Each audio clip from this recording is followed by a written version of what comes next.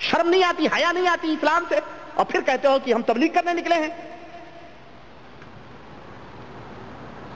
سنیں اور بکواس سنیں, میں کہاں تک بکواس آپ کو بتاؤں.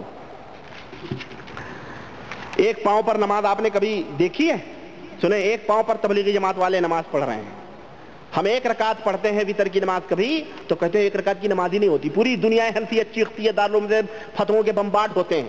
ایک ٹانگ کے اوپر کون سی نماز ہوتی ہے دیکھو بھیا. تو یہ ہے کہ آدمی کے ٹانگ ہی نہ ہو, وہ تو بات الگ ہے بھائی, لیکن ٹانگ ہے پھر بھی وہ ٹنگے ہوئے ہیں ایک پاؤں پہ. ٹانگ وہ ٹانگ کی جس ٹانگ نے دل ٹانگ لیا ہے نہیں. تو سنیں, محمد بن اسحاق کہتے ہیں کہ عبد الرحمن بن اسود حج کے لیے جب آئے تو ان کے ایک پاؤں میں تکلیف تھی. وہ عشاء کے بعد صرف ایک پاؤں کے سہارے کھڑے ہوئے اور صبح تک ایک ہی پاؤں پر کھڑے نفل پڑھتے رہے, حتیٰ کہ اس وضو سے صبح کی نماز پڑھ لی. ایک بزرگ کہتے ہیں کہ مجھے موت سے صرف اس لیے ڈر لگتا ہے کہ پھر تہجد کی نماز جاتی رہے گی. پاؤں میں درد تھی تو بیٹھ جاتے نا, ایک ٹانگ پہ کھڑنے کی کیا ضرورت تھی, ہے کہ نہیں ہے. لیکن ایک ٹانگ کی نماز دیکھو. اور پھر سنیں, ایک ولیہ تھی, عبادت کرتے کرتے کالی ہو گئی تھی. عبادت کرتے کرتے کیا ہو گئی تھی؟ ہم تو ابھی تک یہ سنتے ہیں آدمی عبادت کرتا ہے تو اس کے چہرے پہ نور آتا ہے, لیکن ان کی ولیہ, ان کے بزرگ ہیں, یہ عبادت کرتے ہیں تو کالے ہو جاتے ہیں. کیوں؟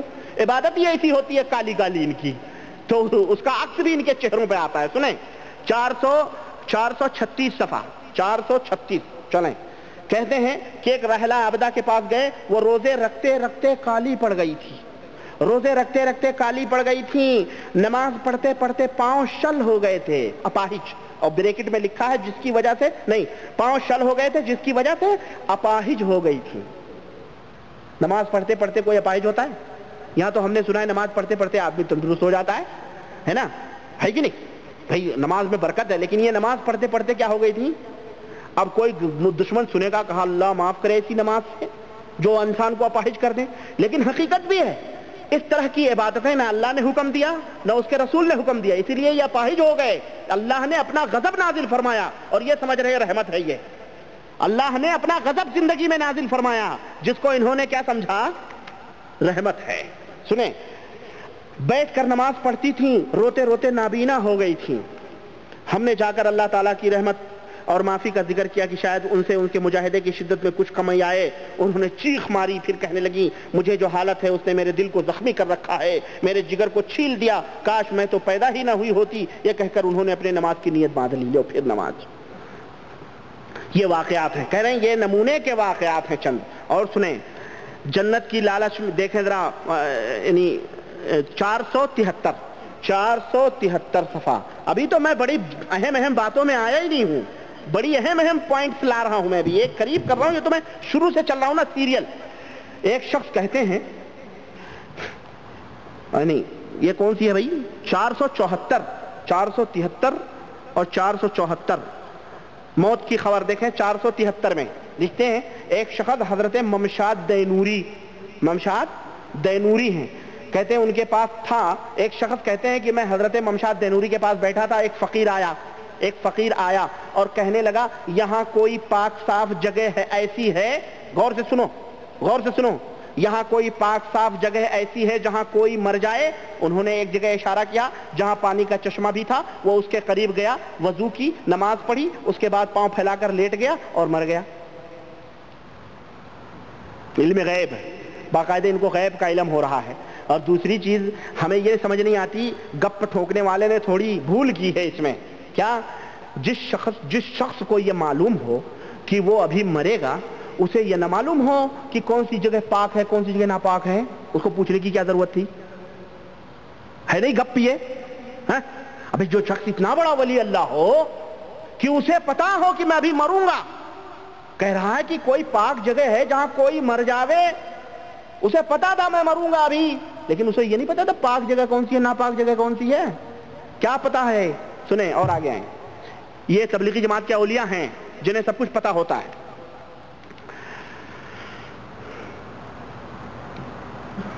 لکھ رہے ہیں کہ, اور بہت ساری یہ باتیں میں بیان کر چکا ہوں کہ وہ جو کوئی کہنے لگا جنید سے کہ لا الہ الا اللہ پڑھو تو ہنسنے لگے, کہنے لگے وہ تو کبھی دل سے گیا ہی نہیں. اسی وہی واقعہ پھر یہاں پہ انہوں نے نقل کیا ہے. بہرحال کہتے ہیں یہی حضرت ممشاد دینوری, ان کے انتقال کے وقت ایک بزرگ ان کے پاس بیٹھے تھے, وہ ان کے لیے جنت کہ ملنے کی دعا کرنے لگے کہ بھئی اللہ تعالیٰ آپ کو جنت دے۔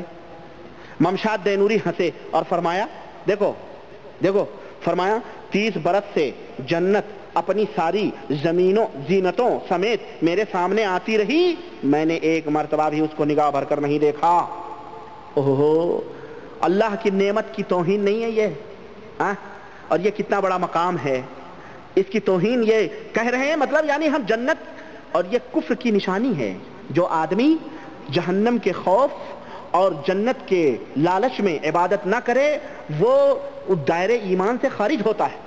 آدمی کو چاہیے کہ وہ اللہ کا خوف، یعنی جس کو کہتے ہیں خوف اور رجا یعنی امید۔ اسی لیے اللہ کے نبی صلی اللہ علیہ وسلم نے فرمایا اپنی امت کو کہ اے میری امت کے لوگوں، اللہ سے جنت الفردوس طلب کرو۔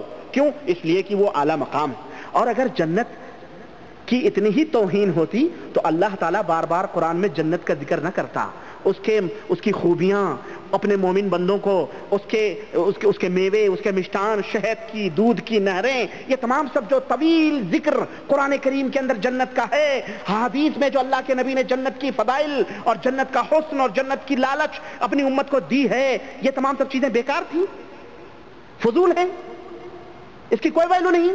تبلیغی جماعت والو غور کرو، سوچو کہ یہ تمہارے شیخ الحدیث تمہیں کیا تعلیم دے رہے ہیں۔ یہ کون سا بزرگ تھا جس کے سامنے کہہ رہا 30 برس تک جنت آ رہی ہے، باقاعدہ جنت و دوزخ ان کے دربار میں آتے ہیں اور جاتے ہیں؟ اعوذ باللہ اعوذ باللہ، اس سے بڑھ کر کے قرآن و سنت کا انکار اور کیا ہو سکتا ہے، جس کے بارے میں اللہ کے نبی نے فرمایا کہ جنت ایک ایسی چیز ہے جس کو نہ کسی آنکھ نے دیکھا ہے، ما لا عین رأت ولا اذن سمعت، نہ کسی کان نے سنا ہے، ولا خطر علی قلب بشر، اور نہ ہی کسی انسان کے دل پر اس کے حسن اور خوبصورتی کا تصور گزرا ہے۔ اس جنت کو 30 برس تک یہ دیکھ رہے ہیں حضرت۔ اللہ کے نبی کو معراج میں بلا کے جنت دکھائی جائے، صحابہ جنت نہ دیکھیں، یہ تبلیغی جماعت کے اولیاء اللہ باقاعدہ جنت دیکھ رہے ہیں، 30 برس تک سج سجا کے اس کی طرف توجہ بھی نہیں کر رہے ہیں جناب، ہاں 30 برس تک نگاہ بھی اٹھا کے نہیں دیکھی، اور انشاءاللہ قیامت میں بھی ان کو نصیب نہیں ہوگی، ایسے ہی چلے جائیں گے سیدھے، وہاں بھی دیکھنا نصیب۔ سنیں، کفن چور ایک تھا، کہتے ہیں کہ ایک کفن چور تھا، صفحہ نمبر 476، ایک کفن چور تھا، وہ قبریں کھود کر کفن چرایا کرتا تھا۔ اس نے ایک قبر کھودی تو اس میں ایک شخص اونچے تخت پر بیٹھے دیکھے قرآن پاک پڑھ رہا ہے۔ قبر کے اندر ایک شخص اونچے تخت پر، اوپر کا تخت شاید نیچے چلا گیا ہوگا، لیکن یہ مقصد نہیں ہے ان کا مقصد ہے وہ جنت سے تخت آیا تھا، ہے نا۔ اور سنیں، تخت ہی نہیں تھا، تخت کے اوپر بیٹھے، اللہ اکبر، قرآن پاک پڑھ رہا تھا۔ تخت پر بیٹھے دیکھا وہ قرآن ان کے سامنے رکھا ہوا، وہ قرآن پڑھ رہے تھے، اور ان کے تخت کے نیچے نہر چل رہی تھی۔ کفن چور نے دیکھا تخت کے نیچے نہر چل رہی تھی۔ ہاں سنیے، اس شخص پر ایسی دہشت طاری ہوئی کہ بے ہوش ہو کر گر پڑا۔ لوگوں نے اس کو قبر سے نکالا، لوگوں نے اس کو، یہاں توجہ چاہوں گا، لوگوں نے اس کو قبر سے نکالا۔ 3 دن بعد ہوش آیا، لوگوں نے قصہ پوچھا، اس نے سارا حال سنایا۔ بعض لوگوں نے اس قبر کے دیکھنے کی تمنا کی، اس سے پوچھا کہ قبر بتا دے۔ اس نے ارادہ بھی کیا کہ ان کو لے جا کر قبر دکھاؤں۔ رات کو خواب میں ان قبر والے بزرگ کو دیکھا، کہہ رہے ہیں اگر تو نے میری قبر بتائی تو ایسی آفتوں میں پھنس جائے گا کہ یاد کرے گا۔ باقاعدہ وارننگ، دھمکیاں آ رہی ہیں قبرستانوں سے جناب عالی۔ ہاں، اس سے یہ بھی پتا چلا کہ بزرگان دین اگر مان لیں تو بزرگان دین یہ نہیں چاہتے کہ ان کی قبروں کو لوگوں کا پتا چلے، جو چاہتے ہیں وہ بزرگ ہوتے ہی نہیں ہیں۔ تو جو مزار پوجے جا رہے ہیں گویا یہ بزرگ، کیوں وہ نہیں چاہتے کہ ان کی قبریں کوئی معلوم ہو، پوجی جائے، اور ان کی مرضی کے خلاف یہ قبر پرست اور یہ تبلیغی جماعت والے پوجتے اور چاٹتے ہیں۔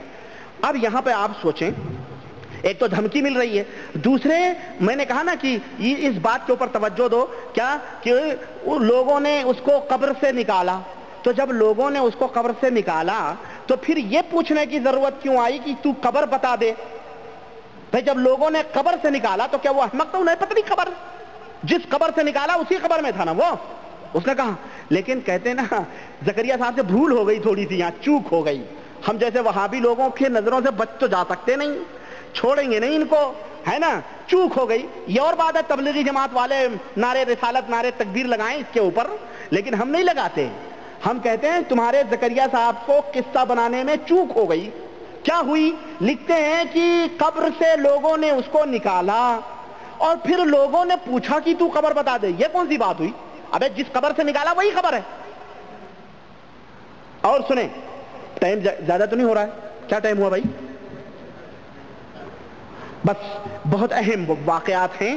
حضرت شیخ سنوسی کے جو مرنے کا پورا بیان ہے کہ مر جائیں گے، قبر میں رکھا، آنکھیں کھول دی، ایک بزرگ ہنسنے لگے، ایک بزرگ نے انگوٹھے پکڑ لیے، ایک بزرگ قہقہے لگانے لگے، ایک بزرگ باقاعدہ. یہ تمام سب واقعات انشاءاللہ تعالی میں اگلی مجلس میں بیان کرنے کی کوشش کروں گا، اور اپنی بات یہی ختم کرتا ہوں اور اللہ سے دعا کرتا ہوں کہ اللہ تعالیٰ ہمیں اور آپ سب کو صراط مستقیم پہ چلنے کی توفیق عطا فرمائے، اور قرآن و سنت کو صحیح طور پہ سمجھنے کی اور اللہ اور اس کے رسول کے بتلانے کے حساب سے ان کی بتلائی ہوئی تعلیمات پہ عبادت کرنے کی توفیق عطا فرمائے. آمین یا رب العالمین. وصلی اللہ علی نبینا محمد وعلی آلہ وصحبہ اجمعین. والسلام علیکم ورحمۃ اللہ.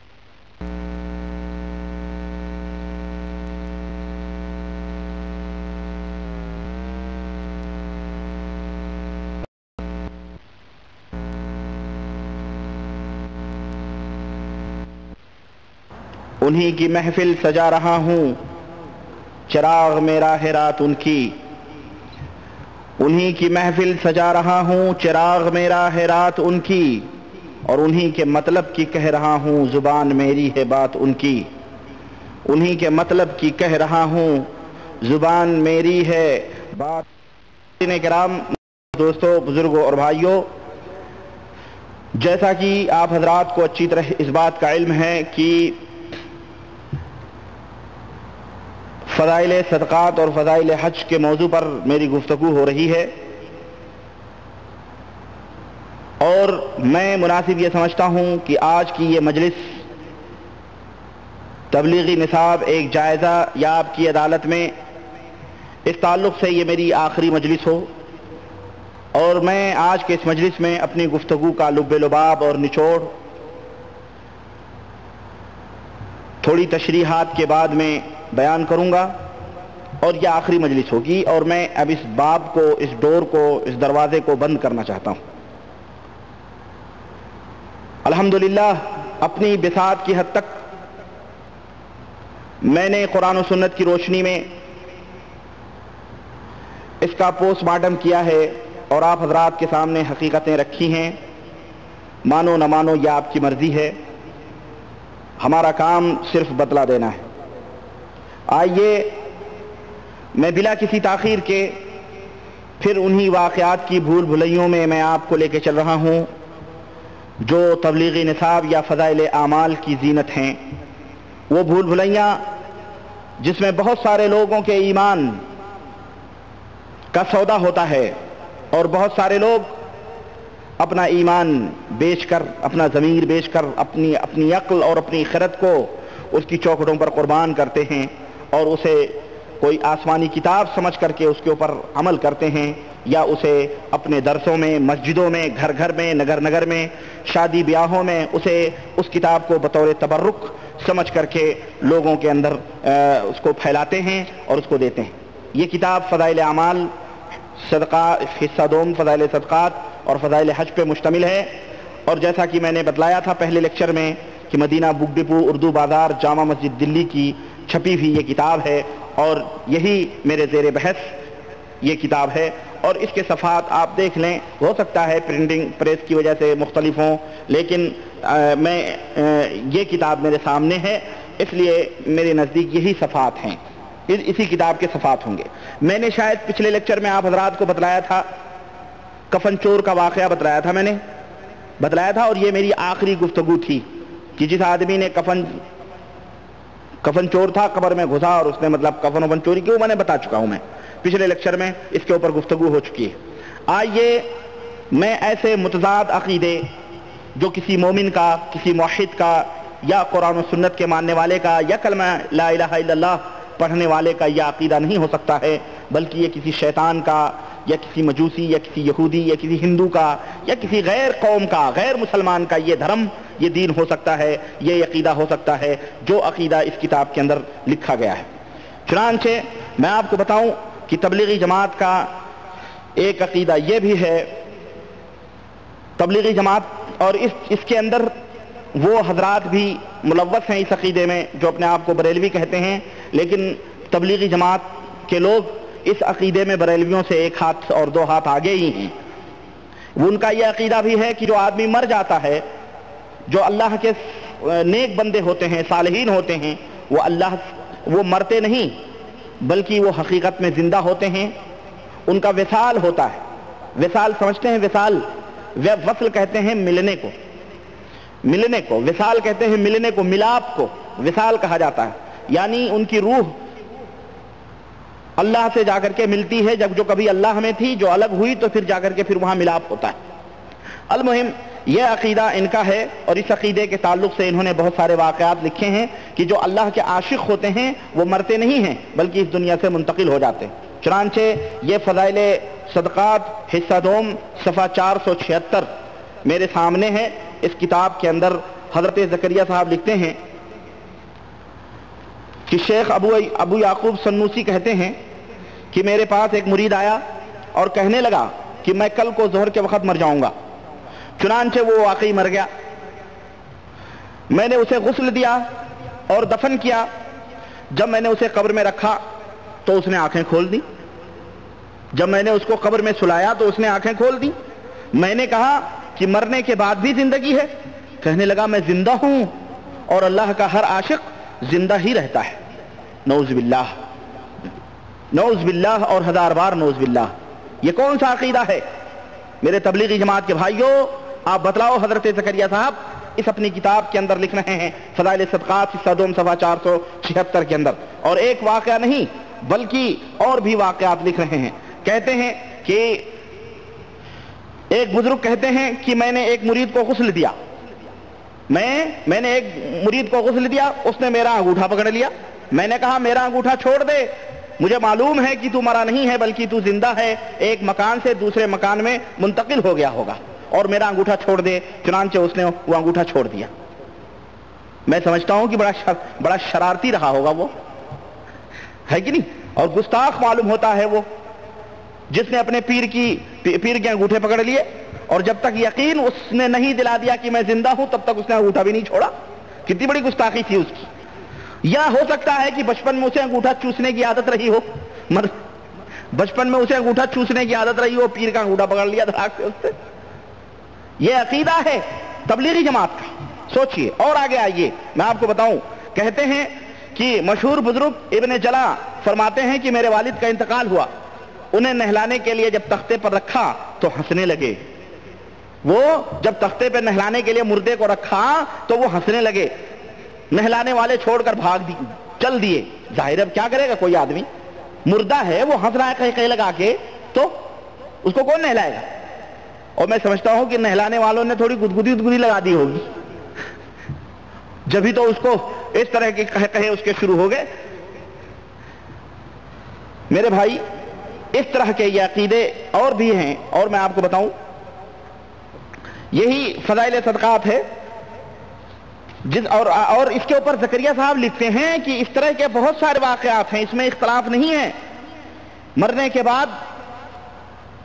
بعد مردوں نے کلام کیا، اس میں اختلاف نہیں ہے، بلکہ بعض دوسرے صحابہ سے بھی نقل کیا گیا ہے. میں زکریا صاحب سے پوچھوں یا تبلیغی جماعت کے بھائیوں سے پوچھوں کہ میرے بھائیوں جب صحابہ سے وہ باتیں منقول تھیں تو اسے نقل کرنا چاہیے تھا نا. ان بزرگوں کی باتیں نقل کرنے سے تمہیں کیا فائدہ؟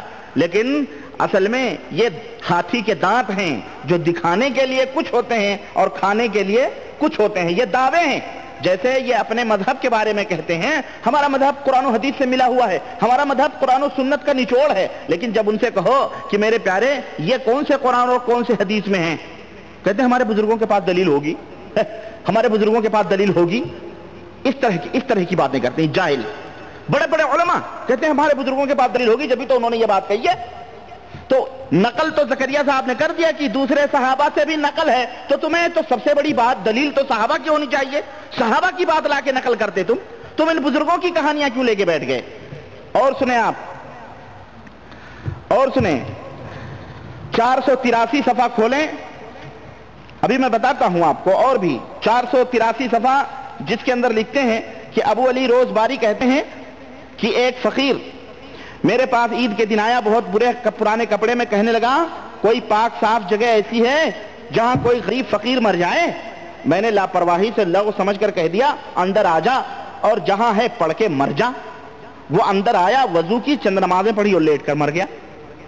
سوچئے جس بزرگ کو یہ معلوم ہو کہ وہ ابھی مرنے والا ہے، اسے یہ نہ پتا ہو کہ کون سی زمین پاک ہے کون سی زمین ناپاک ہے، اس کو پوچھنے کی کیا ضرورت تھی؟ لیکن کہانی لکھنے والے نے اور زکریا صاحب نے جو کہانی لکھوائی ہے کسی رائٹر سے، شاید وہ چوک ہو گئی اس رائٹر سے، اس کو ذرا اور کچھ حقیقت ثابت کرنے کے لیے کچھ اور مرچ مسالے لگانے چاہیے تھے، چنانچہ وہ لیٹ مر گیا، چلے مر گیا اس نے۔ کہتے ہیں اس کی تجہیز و تکفین کی، جب قبر میں اس کو سلایا، سوچا لاؤ ذرا منہ دیکھ لیں، کفن اٹھا کر کے دیکھا کہ اس نے کہا کہ میں نے اس کا منہ کھول کر کے سوچا زمین پہ اس کا منہ رکھ دوں تاکہ اللہ تعالیٰ اس کے اوپر رحم فرمائے۔ اس کا منہ کھولا، جیسے ہی کفن سے آنکھیں اس نے کھول دی، اس نے آنکھیں کھول دی۔ میں نے پوچھا میرے سردار کیا موت کے بعد بھی زندگی ہے؟ کہنے لگا میں زندہ ہوں اور اللہ کا ہر عاشق زندہ ہوتا ہے، اور سنو وعدے بھی ہو رہے ہیں کہ، اور کہہ رہا ہے کہ میں کل قیامت میں اپنی وجاہت سے، یعنی اپنی بڑائی اور اپنے مقام اور مرتبے کا سہارا لے کر کے تیری مدد کروں گا قیامت کے دن۔ نعوذ باللہ۔ تبلیغی جماعت کے یہ بزرگان دین ہیں جن کے ڈنکے دنیا ہی میں نہیں بلکہ آخرت میں بھی بج رہے ہیں جناب عالی، وہاں بھی ان کے چار دانگ کے ڈنگے بج رہے ہیں۔ بریلوی اپنے بزرگوں کے بارے میں کہے تو وہ تو بدعتی اور مشرک ہے، اور یہ کون سے لوگ ہیں؟ اور میں کیا کہوں؟ اور چلیے ان کے بزرگان دین لبیک بھی سنتے ہیں، سنیے لکھتے ہیں 484 صفحے کے اندر، اچھا اسی کے اندر میں آپ کو بتاؤں ایک اور واقعہ بڑا عجیب و غریب، اللہ اکبر، اور میری سمجھ میں نہیں آتا، میں سمجھتا ہوں یہ لوگ یہودی تھے کیا؟ یہ لکھنے والے یہودی ہیں یا تبلیغی جماعت والے یہودی ہیں، نصرانی ہیں، کیا ہیں یہ؟ مجھے تو یقین نہیں آتا ہے۔ میں سمجھتا ہوں کہ جس طرح سے عبداللہ ابن سبا نے اسلام کا چولا پہن کر اور مسلمانوں کو گمراہ کیا اور حضرت علی کے بارے میں لوگوں کو یہ تاثر دیا کہ دیکھو حضرت علی جو ہیں وہی نبی بننے والے تھے، یا حضرت علی الوہیت کے مقام اور درجے پہ بیٹھے ہوئے ہیں، میں سمجھتا ہوں کہ یہودی لباسوں میں یہودیوں نے اسلام کا لباس اوڑھ کر کے، تبلیغی لباس اوڑھ کر کے اب مسلمانوں کے ایمان و عقیدوں پہ ڈاکہ ڈالنا شروع کیا ہے، ورنہ یہ شیخ الحدیث ہیں، اللہ کی قسم۔ صفحہ 480 کھولیں نہایت ادب اور احترام سے اور واقعہ پڑھیں صفحہ 480 کا۔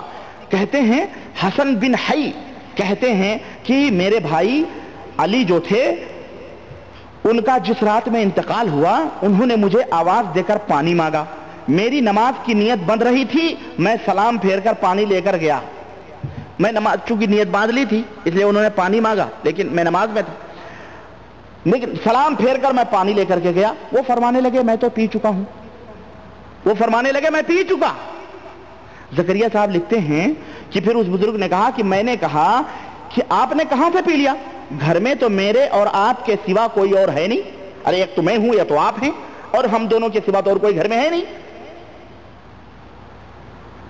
کہنے لگے مسلمانوں ذرا توجہ سے میری گفتگو سنو، اور آپ کی توجہ چاہتا ہوں، اور میرے تبلیغی بھائیوں اس دل کے اوپر ہاتھ رکھ کر کے ذرا آپ بھی سوچو جس دل سے آپ حق ہو کے نعرے اور تسمیہ گنتے ہیں، آپ کے ایمان کو میں آواز دے رہا ہوں اور انصاف کو آواز دے رہا ہوں، جس بات پر تم ربانی کو گالیاں دیتے ہو اور کہتے ہو کہ یہ ہمارے بزرگوں کی دھجیاں بگاڑ رہا ہے، ہمارے بزرگوں کی قلیاں کھول رہا ہے، ہمارے بزرگوں کے پول کھول رہا ہے۔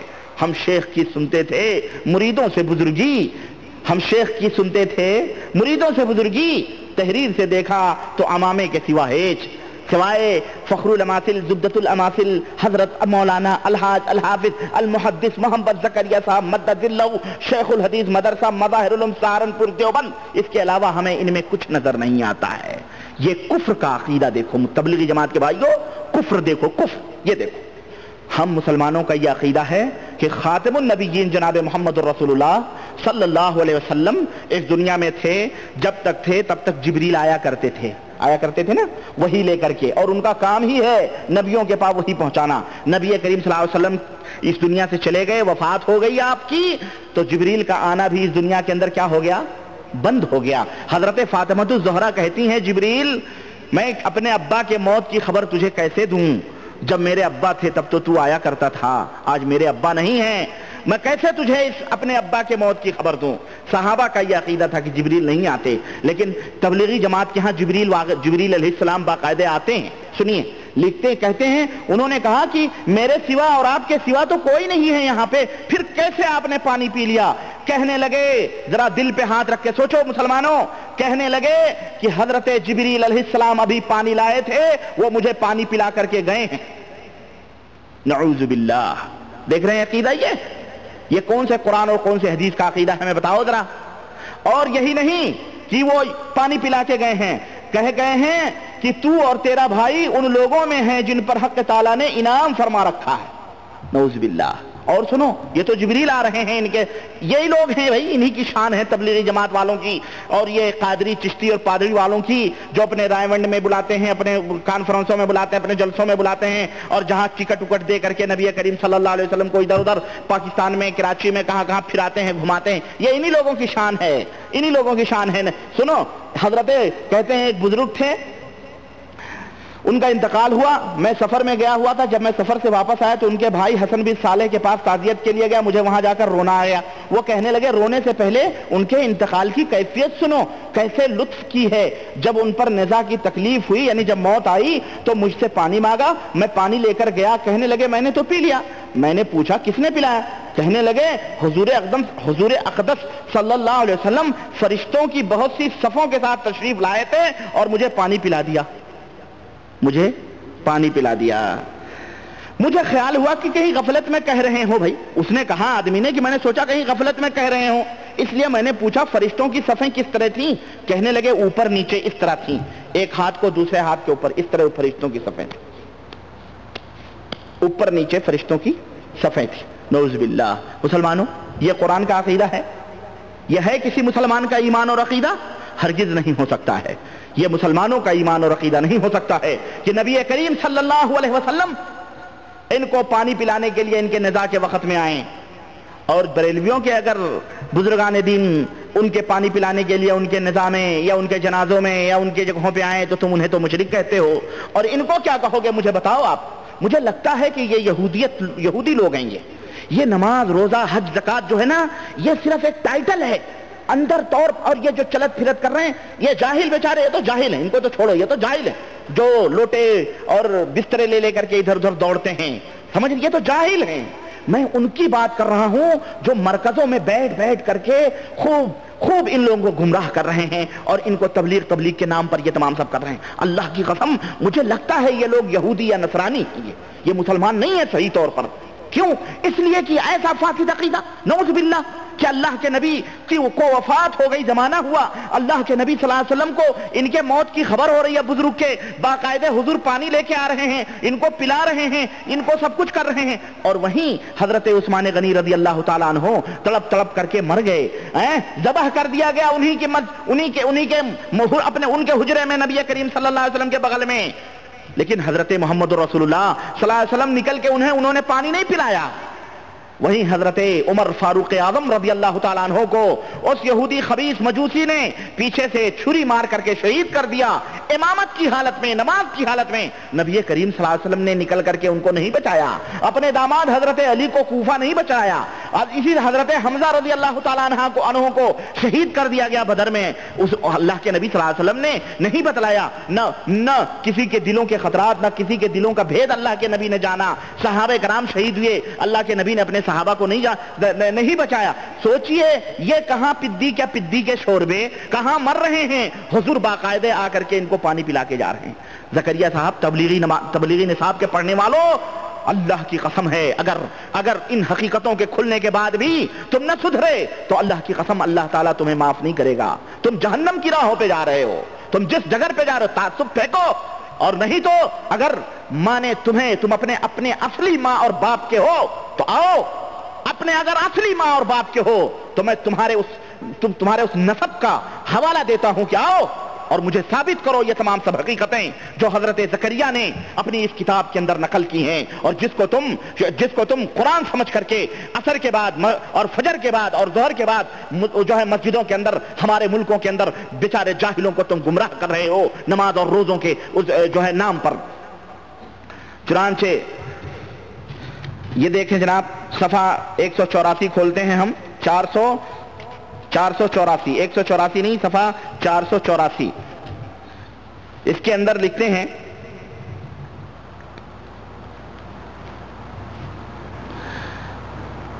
چلیں چھوڑیں بہت لمبے کہتے ہیں باب بنی ابو سعید خزاز کہتے ہیں ایک مرتبہ مکہ مکرمہ میں باب بنی شیبہ سے نکل رہا تھا، دروازے سے باہر میں نے ایک نہایت خوبصورت آدمی کو مرے ہوئے دیکھا.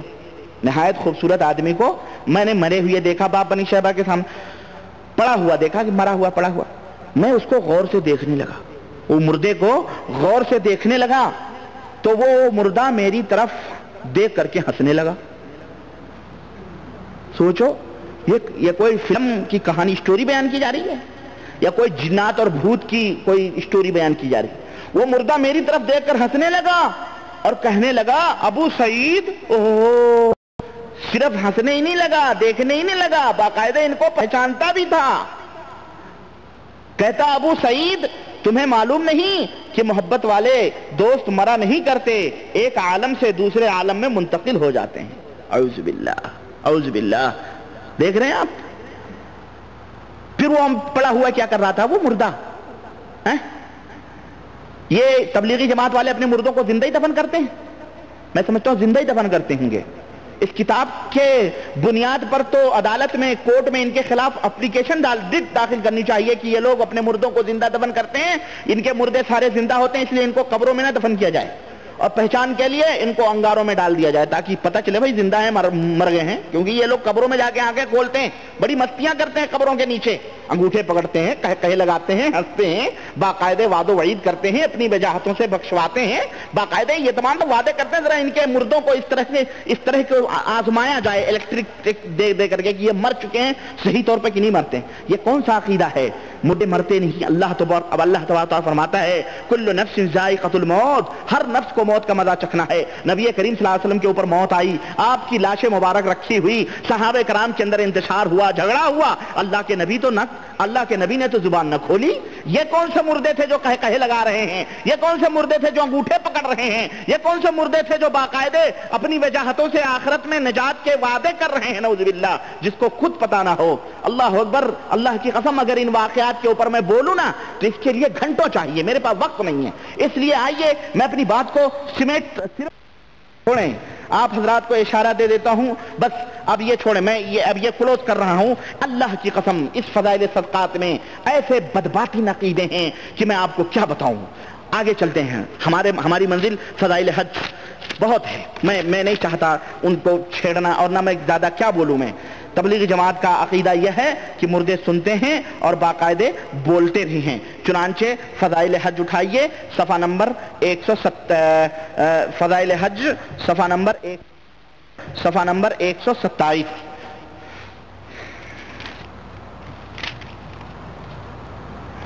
ابھی جو میں نے فضائل حج صفحہ نمبر 127 یہ دیکھیں. ابھی تو ہم یہ جانتے تھے نا، تبلیغی جماعت کا یہ عقیدہ ہے کہ مردے سنتے اور بولتے ہیں، ہے نا؟ ابھی تک ہم یہ جانتے تھے مردے سنتے یعنی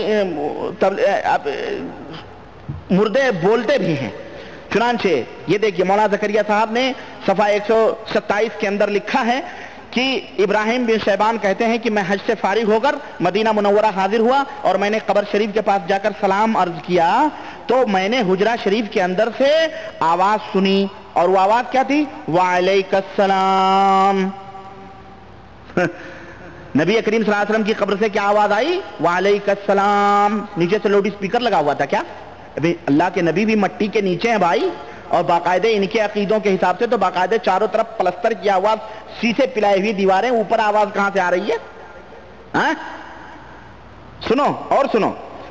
کہتے ہیں سید نور الدین ایجی شریف کے والد نے سلام عرض کیا تو سارے مجمع نے، ایک ہی نہیں سارے مجمع نے قبر شریف سے سنا وعلیک السلام یا ولدی، اے میرے بیٹے تمہارے اوپر سلامتی ہو.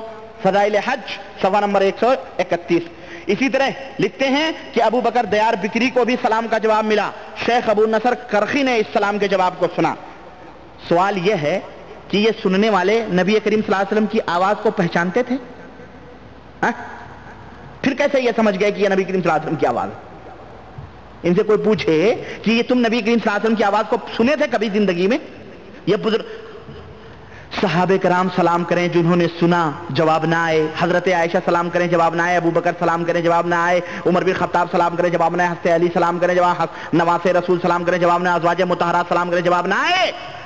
یہ تبلیغی جماعت کے یہ تبلچی ملے ہیں، ان کو کیا کہیں جو باقاعدہ جواب سن رہے ہیں؟ ان کو کیا کہے؟ زکریا صاحب اگر یہ زندہ ہوتے اللہ کی قسم تو میں ان کو کیا کہوں، میں ان کو کیا کہوں؟ یہ تو مر گیا ہے آدمی، اب یہ تو گند پھیلا کر کے امت کے اندر ہمارے ہندوستان پاکستان والوں کو گمراہ کر کے گیا ہی۔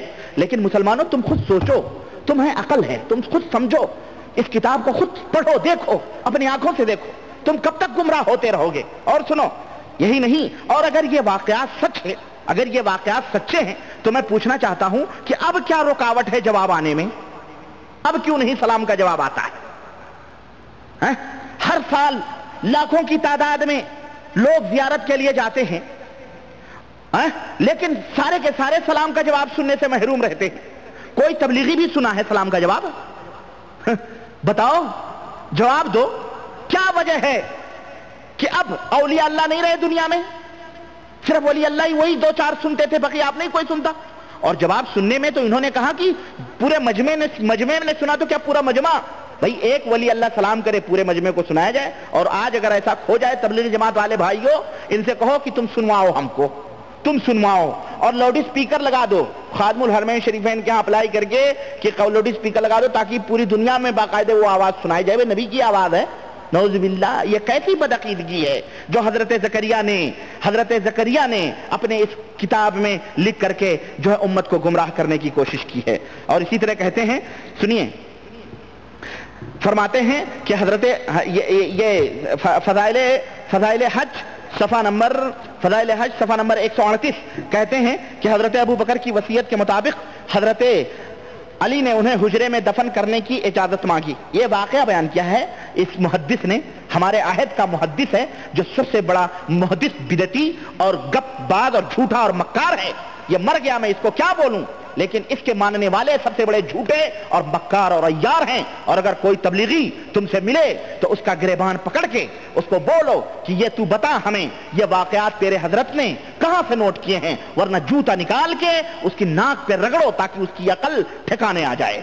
اگر وہ گپ کرے اور اگر وہ ادھر ادھر کی کرے، آج یہی کرنا ہے، اس کے علاوہ کچھ نہیں ہو سکتا ہے۔ اس کا یہی علاج ہے کہ جو اکڑے اس کو پکڑ کے اور جوتے لے کر کے اس کی پٹائی شروع کی جائے، اور اس کو بتاؤ کہ تو بتا یہ عقیدہ کون سے قرآن کی آیت سے ثابت ہوتا ہے اور کون سی حدیث میں ہے۔ حضرت ابو بکر کو بھی ان ظالموں نے نہیں چھوڑا، اور کہا حضرت ابو بکر نے وصیت کی تھی کہ جب میں مر جاؤں گا تو میری لاش لے جا کر کے حضور سے کہنا کہ یا رسول اللہ ابو بکر دفن ہونے کی اجازت مانگ رہا۔ نعوذ باللہ، یہ کون سی روایت، کہاں حضرت ابو بکر صدیق رضی اللہ تعالیٰ نے کہا؟ لیکن اللہ دیکھے، کہتے ہیں کہ چنانچہ حضرت علی جب ان کی لاش لے کر کے گئے اور حضور کے حجرے مبارک کے پاس وہاں اجازت مانگی تو ایک دم حجرے کے کواڑ کھل گئے آٹومیٹک۔ جیسے آج کل آپ ایئرپورٹوں پہ جائیں نا، یا بڑے بڑے شاپنگ سینٹروں میں جائیں تو جیسے ہی آپ جائیں دھک سے دروازے کھل جاتے، نہ آپ کو کچھ کہنے کی نہ کچھ، فٹافٹ کھل جاتے ہیں، آٹومیٹک بند۔ ایسے ہی وہ آٹومیٹک زمانے میں دروازے کیا ہو گئے، کھل گئے، اور آواز آئی کہ دوست کو دوست کے پاس پہنچا دو۔ نعوذ باللہ، دوست کو دوست کے پاس پہنچا دو۔ اسی طرح کا واقعہ حضرت عائشہ سے بھی مروی ہے، جس میں یہ لکھا ہوا ہے کہ اعزاز و اکرام کے ساتھ میرے دوست کو اندر لے آؤ۔ لکھتے ہیں حضرت زکریا نے لکھا ہے کہ خصائص کبریٰ میں ان دونوں کو ذکر کیا گیا ہے محدثانہ حیثیت سے، یعنی اہل حدیث جو محدث ہیں ان کی حیثیت سے یہ روایتیں منکر ہیں۔ منکر یعنی جوتے کی سڑی ہوئی، ہاں منکر ہے یعنی باطل ہیں، لیکن تاریخی حیثیت تو باقی ہے۔ دیوبند کی تاریخی حیثیت دیکھیں، یہ محدث ہے، یہ لکھ بھی رہا ہے کہ تاریخی حیثیت، محدثانہ حیثیت سے یہ روایتیں منکر ہیں، جھوٹ ہیں، گپ ہیں، باطل ہیں، لیکن تاریخی حیثیت جیسے اس کی گپوں کی تاریخی حیثیت تبلیغی جماعت والوں کے ہاں ہے۔ ابے ظالم، تو نے یہ کیوں نہیں کہہ دیا کہ اور تو نے لکھا کیوں ایسی منکر اور جھوٹی اور باطل روایتوں کو، اور پھر اس کے اوپر تو گو لگا کے اس کے اوپر تو عطر کی شیشی ڈال رہا ہے؟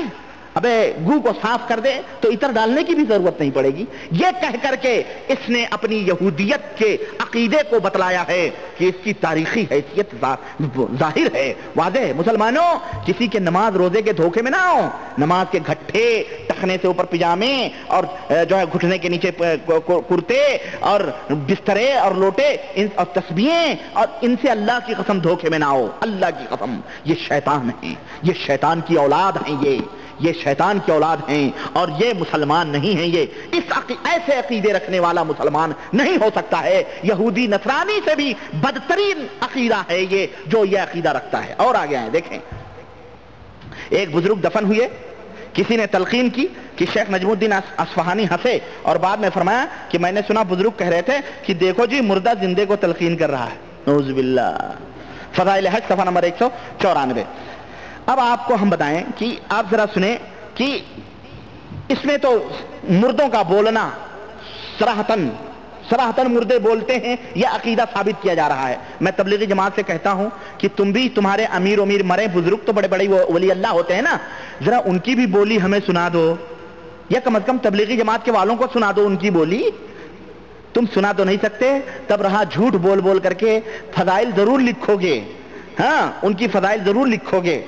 और तबलीगी जमात वालों ने इनसे पूछो कभी ऐसा कोई तजर्बा भी किया है कि कोई मुर्दा बोला हो और बाकायदे जो है इन्होंने सुना हो? अगर ऐसा कुछ हो तो इत्तला जरूर भेजेंगे। वैसे बाद लोग ये कह सकते हैं कि नेक लोग सुनते हैं, नेक लोग सुनते हैं। अरे भाई, नेक लोग क्यों सुने, बुरे लोग क्यों ना सुने? नेक और बुरे दोनों को सुनवाओ। अरे मुर्दा जब बोल रहा है तो नेक और बुरे की क्या तमीज है? सब सुन सकते हैं, क्योंकि अल्लाह ताला ने नेक वाले को भी सुनने की कुव्वत दी है और बुरों को भी सुनने की कुव्वत अता फरमाई है, तो सुन तो दोनों सकते हैं। और पहले यह झगड़ा होता था कि मुर्दे सुनते हैं या नहीं, पहले यह झगड़ा होता था लोगों के दरमियान, क्या कि मुर्दे सुनते हैं या नहीं। अब यह झगड़ा नहीं होता, यह झगड़ा तो फाइनल हो गया। अब यह झगड़ा है कि जिंदा मुर्दों की सुनते हैं या नहीं, जिंदा मुर्दों की सुनते हैं या नहीं, ये झगड़ा है। ये भी फाइनल हो गया कि जिंदा मुर्दों की सुन भी सकता है, बाकायदे उसके सब कुछ समझ सकता है, तालीम भी ले सकता है, उससे हंसी मजाक भी हो सकते हैं, वो अंगूठे भी पकड़ सकता है, वो सब कुछ कर सकता है। जनाब आली, मैं तबलीगी जमात से कहूंगा, ये तो तुमने लिख दी है अपनी किताबों में, लेकिन इसका अमली नमूना भी हमें दिखा दो तो मैं मान लूंगा। है कि नहीं भाई? भैया मुर्दे सुनते हैं और जिंदे उनकी बोलियां समझ जाते हैं, सुनते हैं, तो जरा इनका अमली नमूना भी हमें किसी रायवंड या निजामुद्दीन मरकज से लाके दिखा दो, बता दो। तुम्हारे तबलीगी बहुत मरते होंगे, यूं ही बिस्तरों पे या कहीं सड़कों पे मर जाते होंगे, इनको जिहाद में मरने की तो तौफीक नहीं है।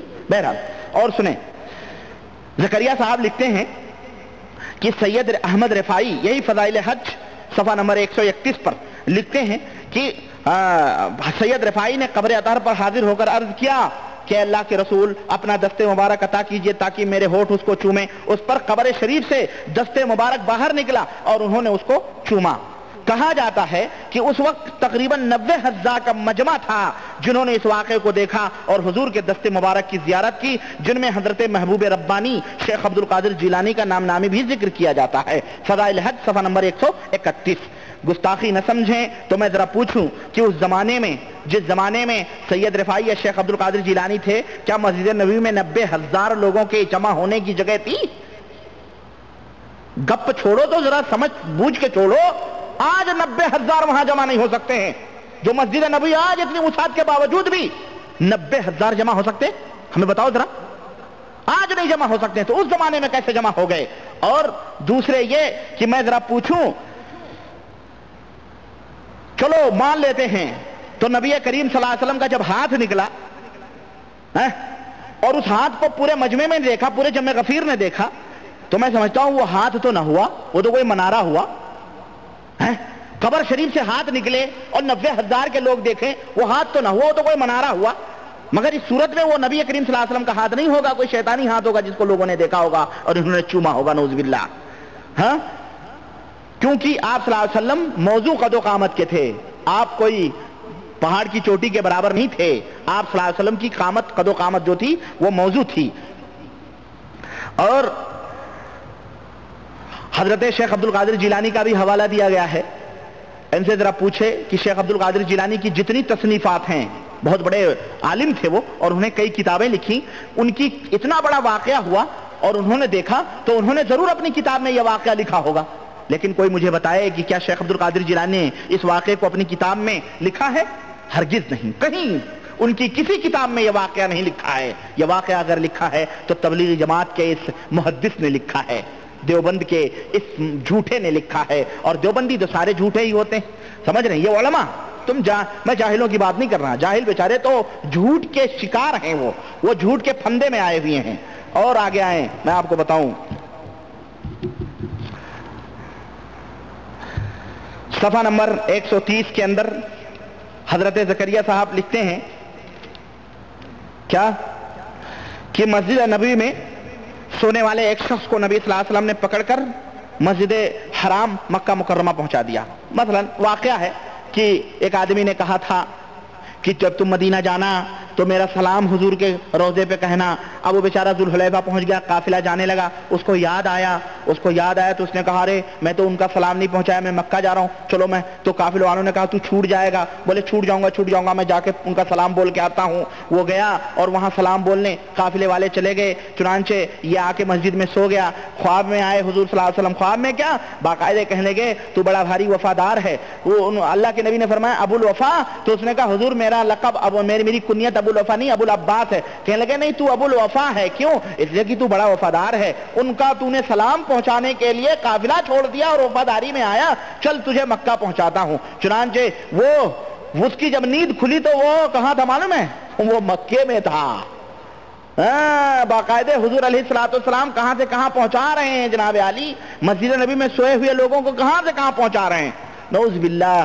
اور سنیں، یہ معجزے باقاعدہ اللہ کے نبی کے وفات کے بعد بھی جاری ہیں، یہ عقیدہ بتلایا جا رہا ہے۔ آپ ذرا میں پوچھنا چاہتا ہوں کہ زندگی میں تو نبی علیہ الصلوۃ والسلام نے حضرت عثمان کو مکہ سے حدیبیہ نہ بلا سکے، واقعہ معلوم ہے نا کہ حدیبیہ کے موقع پر حضرت عثمان کو مکہ بھیجا تھا اللہ کے نبی صلی اللہ علیہ وسلم نے۔ اللہ کے نبی کو پتہ چلا کہ ان کو شہید کر دیا گیا تو اللہ کے نبی نے تمام صحابہ کو جمع کر کے بیعت لی تھی، اور اس کے اوپر قرآن کی آیت نازل ہوئی تھی کہ اے نبی آپ کے ہاتھوں پر جو بیعت کر رہے ہیں وہ اصل میں آپ کے ہاتھوں پر نہیں بلکہ اللہ کے ہاتھوں پہ بیعت کر رہے ہیں۔ یہ واقعہ ہوا تھا کہ نہیں ہوا تھا؟ اللہ کے نبی مکے سے عثمان کو نہ بلا سکیں، اللہ کے نبی کو یہ بھی نہ معلوم ہو کہ عثمان زندہ ہے کہ مر گئے ہیں، باقاعدہ جنگ کے اوپر بیعت بھی ہو رہی ہے، اور یہ ایک عام آدمی جس کی کوئی وہ نہیں ہے، اس عام آدمی کو مدینے سے اللہ کے نبی صلی اللہ علیہ وسلم وفات جب زندہ تھے تو نہ کر سکے، زندہ تھے اللہ کے نبی تو نہ بلا سکے، اور اس ایک عام آدمی کو وفات کے بعد قبر سے نکل کر آپ صلی اللہ علیہ وسلم نے اس کو مکہ فیکس کر دیا، مکہ بھیج دیا اس کو۔ یہ کون سا عقیدہ ہے؟ یہ تو ہم قرآن و سنت کے سمجھنے والوں کے ذہنوں میں تو یہ عقیدے نہیں آ سکتے، البتہ ان بنڈل باز بدعقیدہ مشرک بدعتیوں کے ذہنوں میں یہ واقعات اچھی طرح سے آئیں گے۔ چنانچہ کہتے ہیں، ایک اور واقعہ بتاؤں آپ کو، پانی کا ڈول، اور ذرا اس واقعے کو غور سے سننا۔ کہتے ہیں کہ حضرت عثمان نے حضرت عبداللہ بن سلام کو بتایا کہ آج کھڑکی سے حضور صلی اللہ علیہ وسلم کی زیارت ہوئی، جب گھیرے میں تھے حضرت عثمان غنی، سمجھ رہے ہیں؟ تو حضرت عثمان نے کہا عبداللہ ابن عباس سے کھڑکی سے آج حضور کی زیارت ہوئی، آپ نے فرمایا تمہیں پیاسا کر رکھا ہے، آپ نے فرمایا تمہیں لوگوں نے پیاسا کر رکھا ہے عثمان۔ میں نے عرض کیا جی ہاں۔ اس پر حضور نے ایک ڈول پانی کا لٹکایا۔ دیکھیں ہم ابھی تک کہتے نا کہ حضور اپنے داماد کو نہ پلا سکے، یہاں تو وہ بھی ثابت کر رہے زکریا تھا تاکہ کسی کو شبہ نہ ہو بھائی۔ لیکن سنو رائٹر نے تھوڑی بہت چوک کی ہے جس سے جھوٹ کا پتہ چلتا ہے، لیکن یہ دیوبند کے محدثوں کی سمجھ میں نہیں آئے گی، یہ ہم جیسے فقیروں کی سمجھ میں آتی ہیں یہ باتیں۔ ہاں، یہ دیوبند کے محدث جو دونوں آنکھوں سے اندھے ہوتے ہیں ان کی سمجھ میں نہیں آئے گی۔ سنو، کہتے ہیں پانی لٹکایا جس میں سے میں نے پانی پیا، حضور نے ڈول لٹکایا تو اس میں سے پانی پیا، اس پانی کی ٹھنڈک اب تک مجھے محسوس ہو رہی ہے۔ اس کے بعد حضور نے ارشاد فرمایا ان کے مقابلے میں مدد چاہتے ہو، ان کے مقابلے میں جنہوں نے تمہیں گھیرا ہوا ہے مدد چاہتے ہو یا میرے پاس آ کر روزہ کھولنا چاہتے ہو، روزہ افطار کرنا چاہتے ہو؟ میں نے عرض کیا حضور کی خدمت میں حاضری چاہتا ہوں، چنانچہ اسی دن شہید کر دیے گئے۔ فضائل حج صفحہ نمبر 132۔ کچھ سمجھ آئی آپ کو؟ آپ بتائیں اس واقعے میں جھوٹ کہاں چھپا ہوا ہے اور کیسے پتہ چلتا؟ آپ بتائیں جی۔ جزاک اللہ خیر الجزا. کہہ رہا ہوں نا ان وہابیوں کی سمجھ میں آئے گی. ان دیوبندی گلابی وہابی جو بنتے ہیں کہتے ہیں نا سعودی آتے ہیں تو کہتے ہیں ہم وہابی ہیں ہے نا, اور یہاں تبلیغی جماعت والے جوتیاں چٹکھاتے پھرتے ہیں کہتے ہیں نہیں ہم لوگ مکے کی زندگی سعودیہ میں گزار رہے ہیں. ابے منافق ابی بن کعب کی اولاد ہے نا, ہاں ابی بن سلول کے پوتڑے, تو کیا تیری کیا حیثیت سعودی عرب مکے کی سرزمین جیسی جو کفار و مشرکین کا زمانہ تھا وہ زمانہ ہے یہ ظالم بدعقیدہ مشرک. تیری سمجھ میں نہیں آتا تجھے کن کن احمقوں نے تعلیم دی ہے, گمراہ کہیں کا. کہہ رہا ہے کہ ہم سعودیہ میں, جب ان سے یہ کہا گیا کہ بھائی تم بھی کھلم کھلا لوگوں کو دعوت دو, کہتے ہیں ہم سعودی عرب میں جو ہے مکے والی زندگی جو حضور کی تھی نا چپ کے دعوت دینا وہ زندگی گزار رہے ہیں. یہاں پر جتنے علماء ہیں سارے مشائخ ہیں سب ابو جہل ابو لہب عتبہ ابن شیبہ اور اس زمانے کے کافر اور مشرکین جیسے ہیں. نعوذ باللہ, یہی تو کہنا چاہتا ہے یہ جاہل ابن الجاہل, جاہل کا بیٹا, جاہل کی اولاد, مشرک بدعقیدہ. یہ اس طرح کے یہاں پہ تانے دیتا ہے خبیث. اس کے وجود کو اس سرزمین سے پاک کر دینا چاہیے, بلکہ اس کو اس دنیا سے پاک کر دینا چاہیے جو اس طرح کے بدعقیدگی امت کے اندر پھیلا رہا ہو.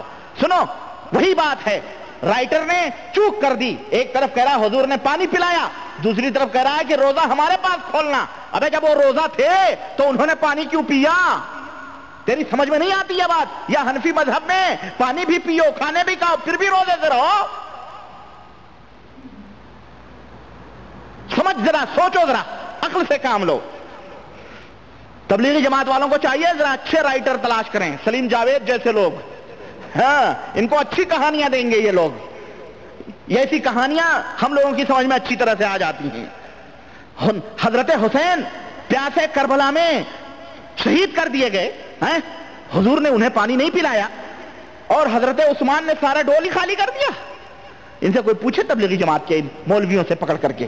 اور سنیں مشکل کشائی ہم سمجھتے ہیں یہ بیچارے رضا خانی بریلوی بیچارے یہی یا غوث المدد یا خواجہ چشتی یا غریب نواز چشتی لگا دے پار کشتی یا خواجہ المدد یا غوث المدد, یہی مشکل کشائی سمجھتے ہیں. زکریا صاحب کے ماننے والے تبلیغی جماعت والے ان کی مشکل کشائی دیکھو, ان کو سنو. صفحہ نمبر 133 فضائل حج, صفحہ نمبر 133 آپ اٹھائیں.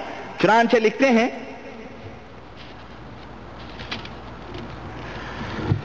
میں مختصر کر کے واقعہ بتا رہا ہوں کیونکہ لمبا ہے بھائی, جب لمبا ہے جبھی تو اتنی موٹی ہو گئی ہیں کتابیں. یہ لکھتے ہیں, کہتے ہیں کہ ابو زرع کو فاقہ تھا, بھوک لگی تھی ابو زرع کو, کئی دن کے بھوکے تھے, قبر انور کے پاس مراقبے میں بیٹھ گئے, یعنی گھٹنوں میں سر دے کے بیٹھ گئے. حضور نے انہیں درہم دیے جنہیں انہوں نے شیراز تک خرچ کیا. حضور نے کو خواب میں انہوں نے مراقبے میں حضور صلی اللہ علیہ وسلم نے انہیں درہم دیے, اشرفیاں دیں جو کہ ان کے خرچے کے لیے. 133 صفحہ. اور اسی طرح کہتے ہیں زکریا صاحب کہ شیخ احمد بن محمد صوفی روضہ اقدس کے, ان کے باپ کا محمد بن محمد صوفی, پہلے سے صوفی تھے, یہ اپنا لقب ان کا صوفی تھا. یہ صوفی تو خود یہودی خبیث ہوتے ہیں مردود, سمجھ رہے ہیں. لکھتے ہیں کہ روضہ اقدس کے پاس بیٹھ گئے, 13 ماہ سے پریشان تھے. کتنے ماہ سے؟ 13 ماہ سے. اور کیا ہوا تھا معلوم ہے؟ صفحہ نمبر 134, یہ 13 ماہ سے جنگل میں پھر رہے تھے. یہ کہاں پھر رہے تھے؟ جنگل میں پھر رہے تھے. ان کو جنگل میں کیا, شیخ احمد یہ جنگل میں پھر رہے تھے, ان کی کھالیں بدن کی چھل گئی تھی. یہ جنگل میں کیا کر رہا تھا 13 مہینے سے؟ یہ کیا ڈھونڈ رہا تھا جنگل میں؟ ایشور کی تپسیا کر رہا تھا. یہ سادھو سنتوں کا دھرم بتانے والوں, ارے ان مرکزوں کو توڑ کر کے تم قرآن و سنت کی تعلیم اور قرآن و سنت کے نہج پہ چلو. اسلام کے اندر روحانیت نہیں ہے. تم تبلیغی جماعت والوں کو گمراہ کر رہے ہو, پوری دنیا کو گمراہ کر رہے ہو تم لوگ. اللہ کے لیے اللہ کا خوف کرو, ڈرو. سنو, کہتے ہیں کہ دونوں ہاتھ پریشان تھے, حضور نے ان کے دونوں ہاتھ درہموں سے بھر دیے. فضائل حج صفحہ نمبر 134. سوال یہ پیدا ہوتا ہے, یہ سکے جو حضور بانٹ رہے تھے حضور کو کہاں سے ملے بھائی؟ قبر سے حضور کو کہاں سے ملے؟ حضور کہاں سے لائے؟ اور پھر سکوں پر تو شاہی مہر لگی ہوئی ہوتی ہے, شاہی مہر لگی ہوتی ہے. اصلی مہر کے بغیر وہ تو کہیں سے بھی آئے تو وہ تو جعلی ہی ہوں گے, ہے کہ نہیں؟ اور کیا آج بھی حضور صلی اللہ علیہ وسلم باقاعدے خزانوں میں لا کر, ہو سکتا ہے ان کے ہاں یہی عقیدہ ہوگا بھائی. حضور صلی اللہ علیہ وسلم جیسے طاہر القادری کہتا ہے کہ ہمارے خزانے میں حضور کی جوتیوں کے صدقے سے مال آ رہا ہے. سمجھ رہے, حضور کی جوتیوں کے صدقے سے مال آ رہا ہے. اور میں سمجھتا ہوں کہ یہ شیطان ہے جو بیت المال سے مسلمانوں کے گھروں سے چرا چرا کر کے ان کو دے رہا ہے. یہ نبی کریم صلی اللہ علیہ وسلم ہرگز نہیں ایسا کر سکتے ہیں. اور یہ بیچارے جاہل یہ سمجھ رہے ہیں یہ سب نبی کریم صلی اللہ علیہ وسلم کی کرامت ہے. اور آج بھی ذرا ہمیں بتلاؤ تبلیغی جماعت والے، جاؤ حضور کی قبر کے پاس کہیں دور ہی بیٹھ جاؤ پولیس کے ڈنڈے سے بچنے کے لیے. تمہیں پتہ ہے نا کہ آج وہاں جائیں گے تو ڈنڈے پڑیں گے، تو ذرا دور کہیں قریب بیٹھ جاؤ مراقبہ کر کے دیکھیں تمہیں سعودی ریال گڈیوں کے گڈی آ جائیں. پھر نوکریاں کیوں کرتے ہوئے؟ ہاں جاؤ مراقبے کرو، حضور سے کہو حضور ہمیں جو ہے 500 کے گڈیاں دیں، دیکھیں پہنچتے ہیں تمہارے پاس ہاتھوں میں. یہ سب کہنے کی باتیں ہیں، گپ اور جھوٹ. کہتے ہیں کہ اور سنیں، ایک قافلے میں ایک بزرگ نے ایک غریب ضعیفہ عورت کی مدد کرنا چاہی تو ضعیفہ نے ہاتھ اوپر کر، اس نے مدد کرنا چاہی کہ چلو بھائی یہ غریب ہے ضعیف ہے اس کی مدد کرو، 200-300 درہم دیے. اس نے لینے سے انکار کر دیا اور ضعیفہ نے اوپر ہاتھ کیا، اس عورت نے اوپر ہاتھ کیا تو مٹھی میں درہم آ گئے. مٹھی میں درہم. ہمارے ہاتھ تو خالی ہے بھائی. یہ مداری کی اماں لگ رہی تھی، لگ رہا ہے. ہمارے یہاں مداری ایسے ہی کرتے ہیں. یہ دیکھو خلاص سکے پہ سکے آ رہے ہیں، ہاتھ اوپر کر رہا سکے آ رہے ہیں، ہاتھ اوپر کر رہا سکے، ایسے نا مداری ایسی کر رہے ہیں نا. اس نے کہا، وہ بڑھیا بولی، کہنے لگی تو جیب سے نکال رہا ہے، ہم نے غیب سے لیا ہے. جیب اور غیب بڑا فرق ہے بھائی. جیب اور غیب میں، جیب یہاں ہے نیچے اور غیب تو جیب سے نکال رہا ہے، ہم غیب سے نکال رہے ہیں. اسی طرح کہہ رہے ہیں شیخ ابو الخیر اقطع بیان کرتے ہیں کہ میں نے 5 دن سے کچھ نہیں کھایا، روضہ اقدس پر سلام کیا اور کہا کہ حضور آپ کا مہمان ہوں. حضور کا مہمان بن کر سو گیا. خواب میں حضور حضرت ابو بکر صدیق، حضرت عثمان، حضرت علی، حضرت عمر اور حضرت علی تشریف لائے تو آپ نے مجھے ایک روٹی مرحمت فرمائی، میں نے آدھی کھائی اور جب میری آنکھ کھلی تو آدھی میرے ہاتھ میں تھی. یہ فضائل حج صفحہ نمبر 138 اور یہ فضائل درود میں بھی یہ واقعہ گزر چکا ہے. بہرحال میرے عزیز میرے بھائی، یہ واقعات جو ہیں بہت سارے واقعات ہیں. ان واقعات سے کھلے طور پر یہ پتہ چلتا ہے کہ نبی کریم صلی اللہ علیہ وسلم مرنے کے بعد آج بھی مشکلات کو حل کرتے ہیں. آپ صلی اللہ علیہ وسلم مشکل کشا ہیں. کسی کو کھانے کی کمی ہو، روپے کی کمی ہو، راشن پانی کی کمی ہو، پیسے کی کمی ہو، تیل کی کمی ہو، کسی بھی چیز کی کمی ہو، حضور سے عرض کرے تو حضور صلی اللہ علیہ وسلم اس کے گھر تک باقاعدے پہنچاتے ہیں، سب کچھ عطا فرماتے ہیں، مشکل کشا ہیں. اور سنیں، میں بہت تیزی میں چل رہا ہوں، میں آج پروگرام ختم کرنا چاہتا ہوں، میرے پاس وقت نہیں ہے. یہ دیکھیں پچھلے لیکچروں میں آپ نے ایک واقعہ میں نے آپ کو بتلایا تھا. آپ نے سنا تھا کہ نبی کریم صلی اللہ علیہ وسلم کسی کے یہاں آئے تھے، اس کے گال پر بوسہ دیے تھے تو 1 ہفتہ تک اس کی خوشبو باقی تھی نا.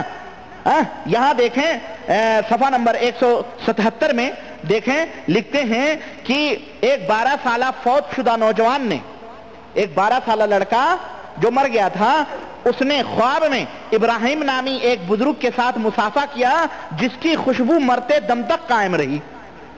خواب میں وہ 12 سالہ لڑکا مصافحہ کرے تو اس کی خوشبو کتنے دن تک رہے؟ بولو بھائی، مرتے دم تک رہے. اور نبی آ کر کے گال پہ بوسہ دے کے جائیں تو اس کی خوشبو صرف کتنے دن تک رہے؟ گپ. یہ دیکھیں یعنی وہ لڑکا حضور سے بھی آگے تھا، تبلیغی جماعت کر رہا ہوگا بھائی. یہ لوگ تو نبوت سے بھی آگے گزر چکے ہیں، نبوت کے مرحلوں سے بھی یہ پار کر چکے ہیں. اللہ انہیں ہدایت دے. اسی طرح سے کہتے ہیں، اور شاہ ولی اللہ رحمت اللہ علیہ کے والد کو نبی صلی اللہ علیہ وسلم نے خواب میں زردہ کھلایا. حضور کو زردہ کہاں خواب میں مل گیا بھائی؟ یہ زردہ تو پاکستانی اور ہندوستانی اور ڈش ہے بھائی. یہ عرب والوں کی ڈش تو زردہ نہیں ہے، بیچارے تو جانتے نہیں. یہ اصل میں زردے پلاؤ کھانے والی قوم، سمجھ ان کو خوابوں میں بھی چچڑے نظر آتے ہیں، بلی جیسے خوابوں میں چچڑے دیکھتی ہے. کہہ رہے ہیں کہ شاہ ولی اللہ کے نبی علیہ السلام نے خواب میں زردہ کھلایا، آنکھ کھلی تو ہاتھوں سے زعفران کی خوشبو آ رہی تھی. سنیں، تبصرہ آپ کے اوپر ہے.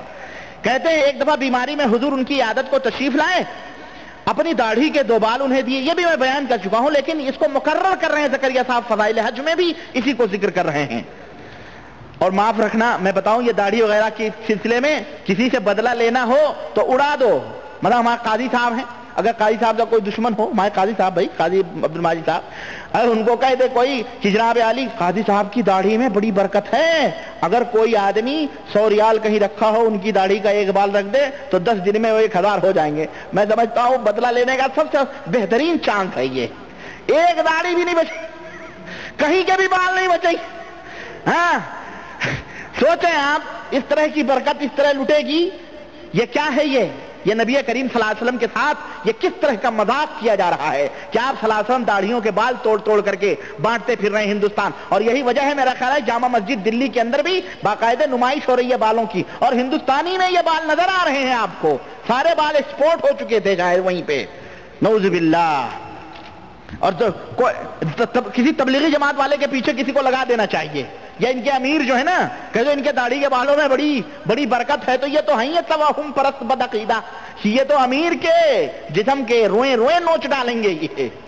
یہ لے جا کر کے چوم چاٹ کے کھائیں گے, بھی تبرک میں رکھیں گے, دالوں میں, ہر چیز میں بڑے بڑے برکتوں میں ڈالیں گے. یہ اعوذ باللہ, بلکہ شیرنی کی طرح تبرکن تقسیم کریں گے کاٹ کاٹ کر کے. نعوذ باللہ, یہ گستاخی نبی کریم صلی اللہ علیہ وسلم کی نہیں ہے تو اور کیا ہے؟ یہ نبی کریم صلی اللہ علیہ وسلم کی فضیلت بیان ہو رہی ہے. اور سنیں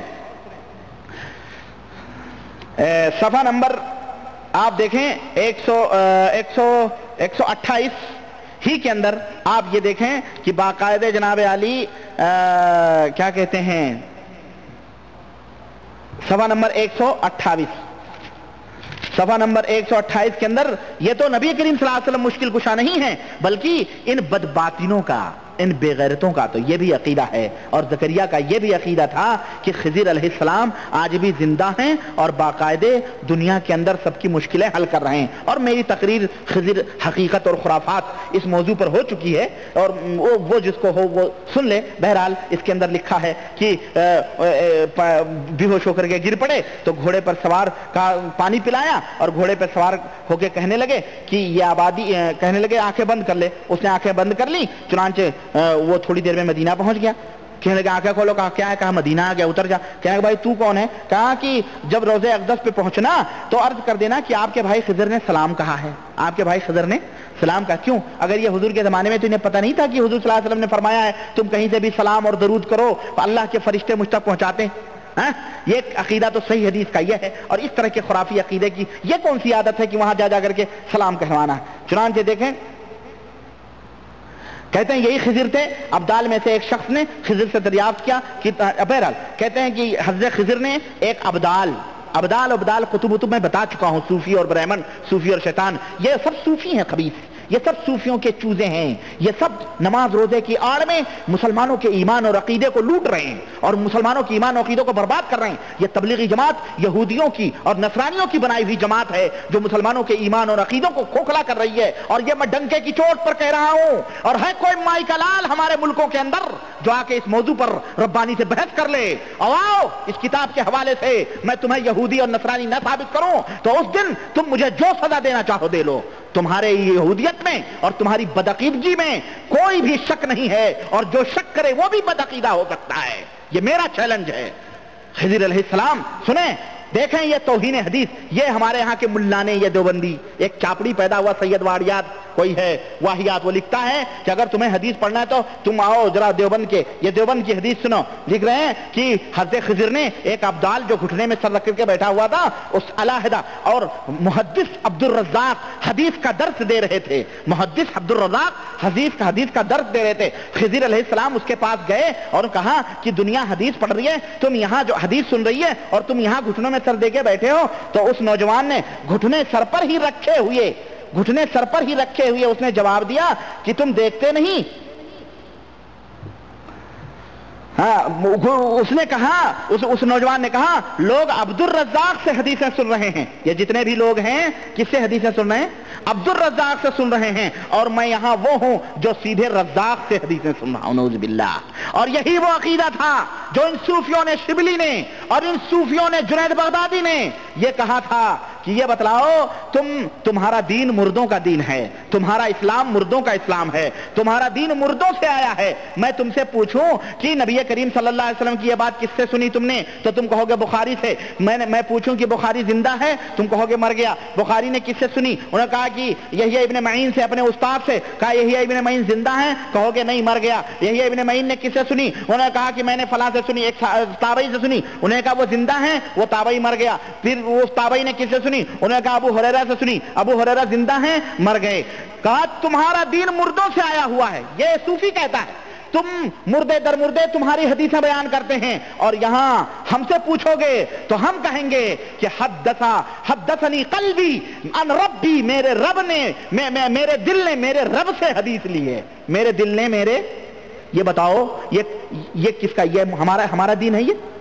یہ ہمارا دین نہیں ہے، یہ کافروں کا دین ہے، اور کافروں سے بدترین لوگوں کا دین ہے. یہ مشرک یہودیوں کا دین ہے جو یہ کہتے ہیں کہ ہمیں قرآن و حدیث کی ضرورت نہیں، ہمارا دل سیدھے اللہ سے ڈائریکٹ تعلیم لیتا ہے. نعوذ باللہ، یہ کافروں کا دین ہے. وہی دین زکریا صاحب بتا رہے ہیں کہ کہا کہ لوگ محدث عبد الرزاق سے حدیثیں سن رہے ہیں، اور یہاں میں ڈائریکٹ اللہ سے حدیثیں سن رہا ہوں. نعوذ باللہ، یہ حدیث کی توہین نہیں ہے؟ یہ کیا پڑھائیں، یہ کیا جانے حدیث؟ ان کی تو تقلید کرتے کرتے ان کے گھٹے پڑ چکے ہیں. یہ تو اندھے ہیں، بدباطن ہیں، کور چشم ہیں، یہ کچھ نہیں جانتے. یہ حدیثوں کا تمسخر اور مذاق اڑاتے ہیں. نبی کریم صلی اللہ علیہ وسلم کی حدیثوں کے ساتھ کھلواڑ کرتے ہیں یہ لوگ. چنانچہ اس نے کہا غیب دانی سنو، غیب بھی جانتا تھا وہ. خضر نے کہا میں کون ہوں؟ اس نے کہا اگر میری فراست غلط نہیں کر رہی ہے، اس نے سر اٹھائے بغیر، تو میں سمجھ رہا ہوں کہ تم خضر ہو. میں سوچ رہے ہیں ہم جانتے تھے کہ اللہ ہی ہمارے دلوں کے وسوسوں کو جانتا ہے. یہاں تو باقاعدہ تبلیغی جماعت کے بزرگان دین بھی دلوں کے وسوسوں کو جانتے ہیں. اور سنیں جناب علی، اور سنیں،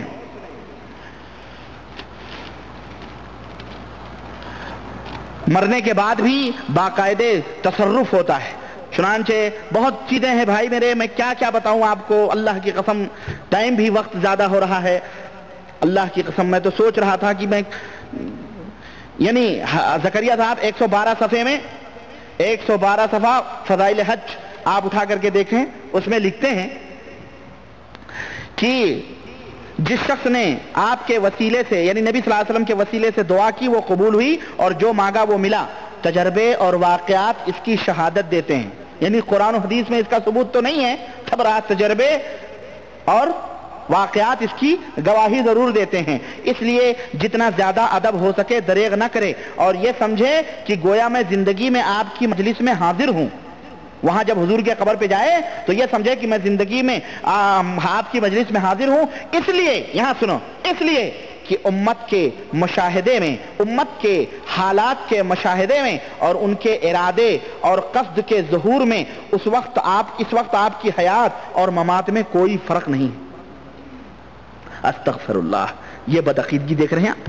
یعنی حضور دلوں کے ارادے، دلوں کے قصد سب کچھ سمجھ رہے ہیں، جان رہے ہیں، کوئی فرق نہیں ہے. جس طرح آپ زندگی میں تھے اسی طرح آپ صلی اللہ علیہ وسلم قبر کے اندر بھی زندہ ہیں، اور جس کو جو چاہتے دیتے ہیں. نعوذ باللہ، یہ نبی، اس نبی کو، یہ ہمارا نبی ہے. جس کو جو چاہیں یہ کہہ دیں کہ ہمارے نبی کو صحابہ کرام نے زندہ ہی قبر کے اندر دفن کر دیا. ظالموں، تو تبلیغی جماعت اپنے امیر کو، اپنے باپ کو زندہ قبر میں دفن کرے گا؟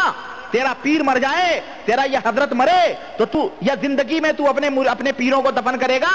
تو ہمارے صحابہ کے اوپر کتنا بڑا الزام لگا رہا ہے. تو کتنا بڑا گستاخ ہے. تیری زبان کیوں نہ کاٹ لی جائے، اور تیرے ہاتھ کیوں نہ قلم کر دیے جائیں، تیرا وجود اس دنیا سے کیوں نہ مٹا دیا جائے، جو تو اس طرح کی بکواس لکھتا ہے کہ ہمارے نبی کو صحابہ کرام نے زندہ دفن کر دیا. نعوذ باللہ. اور تو لکھتا ہے کہ آپ کی زندگی اور موت میں کوئی فرق نہیں ہے. نعوذ باللہ.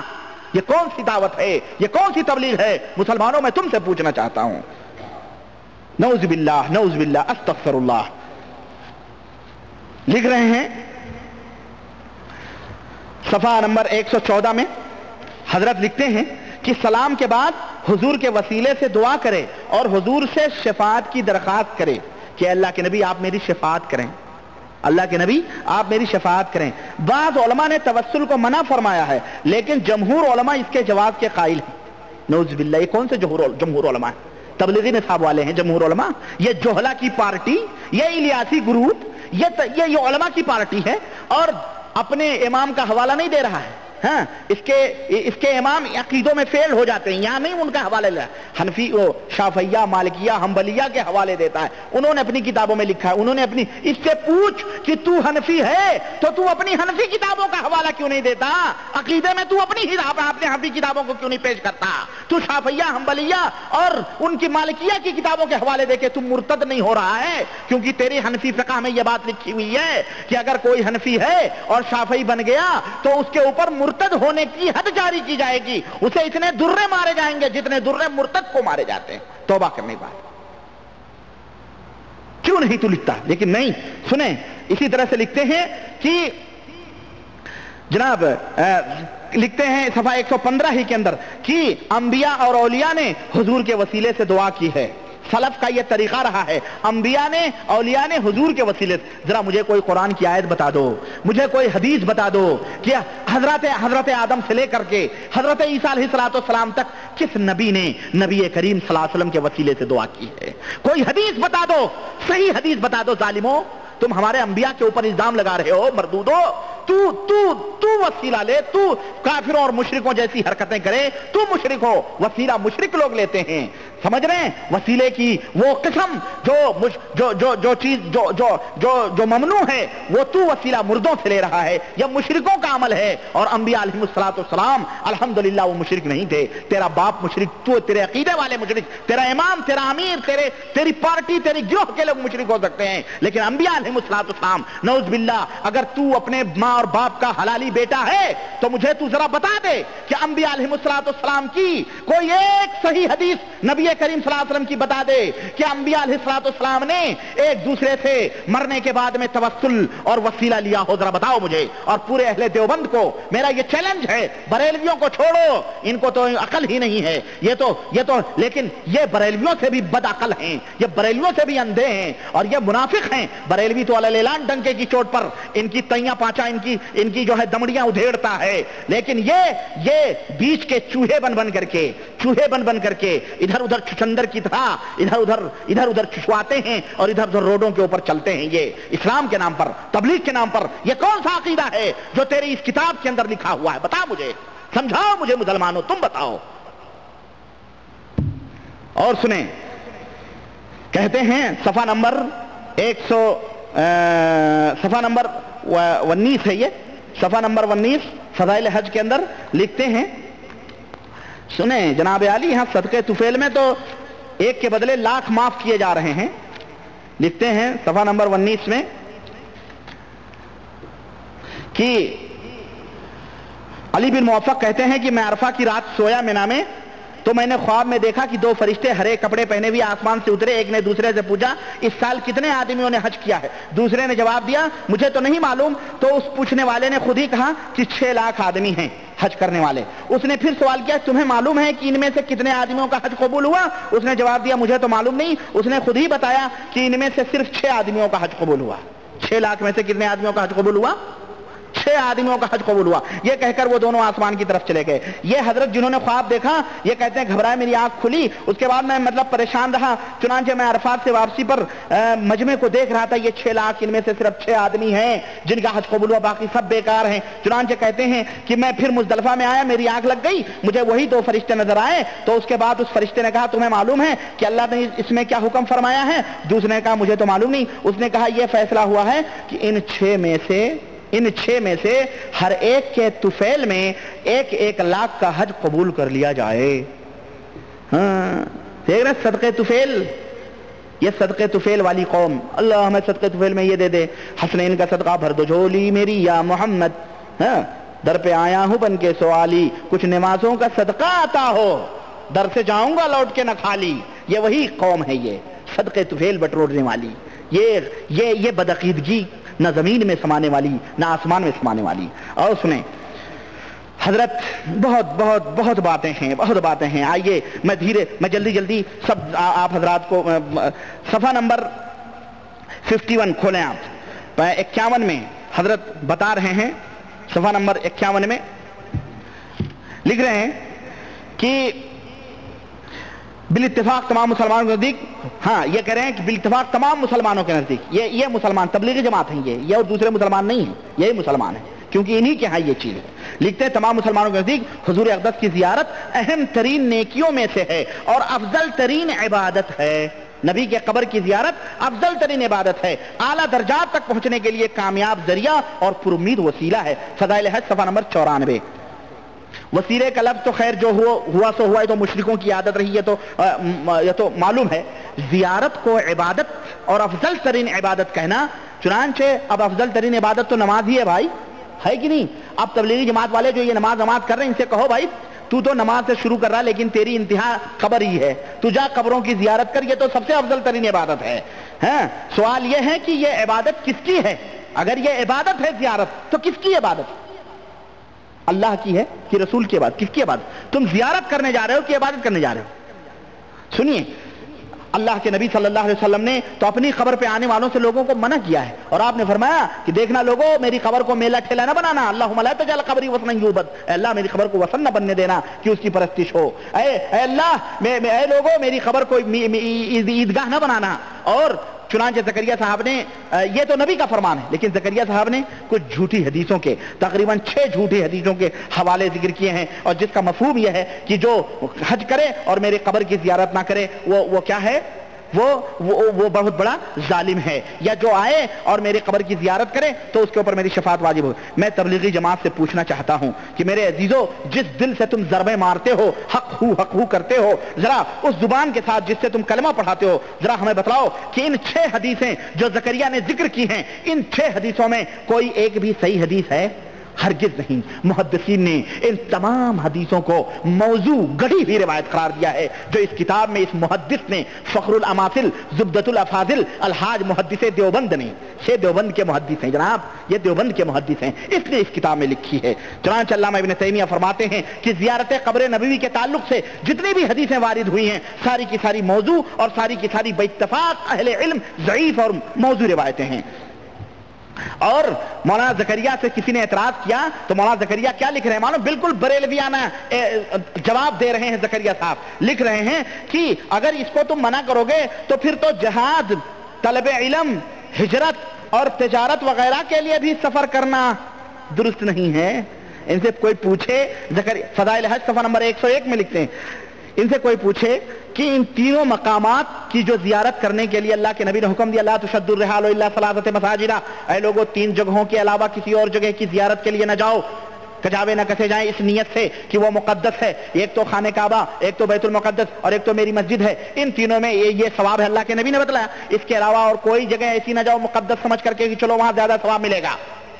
تو آپ زکریا صاحب سے کوئی محدث سے پوچھے کہ کوئی سفر کرنا جو کرتا ہے تجارت کے لیے، کیا وہ مقدس سمجھ کے سفر کرتا ہے؟ وہ تجارت کے لیے تجارت کیا سمجھ کر کے کرتا ہے؟ ان سے کوئی پوچھے۔ زکریا صاحب کہہ رہے ہیں کہ کوئی ضروریات کے لیے سفر کرنا تو اللہ کے نبی نے حکم دیا ہے نا، لیکن مقدس سمجھ کر کے کسی مقام کی زیارت کے لیے جانا اللہ کے نبی نے صرف 3 جگہ کی اجازت دی ہے، بقیہ کہیں کی اجازت نہیں دی ہے۔